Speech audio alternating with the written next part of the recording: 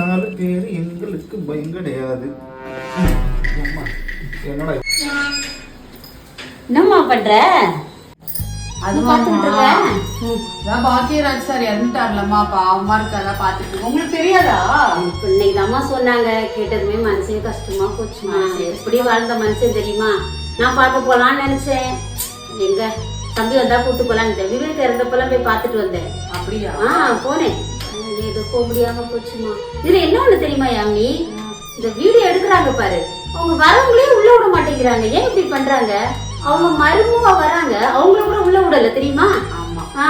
அப்படியே அவங்க மறைச்சுக்கிறாங்க. ஏன்? கொஞ்சம் பொறுமையா தான் எடுக்கிறது. ஏன் நீங்க இந்த மாதிரி பண்றீங்கன்னு கேட்கலையாமி.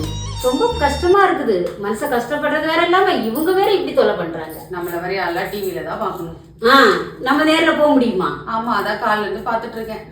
அதுதான் மனசே சரியில்லைம்மா. என்ன பண்றான்? நான் சமைக்க போறேன். என்ன பண்றான்? அங்கதாம்மா நிக்கிறாரு.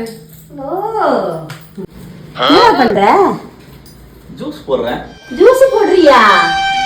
போன வாரம் ஃபுல்லா முடியாம படுத்திருந்தேன். ஒரு சுடுதண்ணி வச்சு கொடுன்னா 10 பாத்திரத்தை எடுத்து காமிக்கிற. இதுல போடவா, இதுல போடவா, இப்படி பத்தைக்கவா, அப்படி பத்தைக்கவா. நீ பொண்டாட்டிக்கு ஜூஸ் போடுறல, நீ நல்லா டெவலப் தாண்டா நீங்களாம்.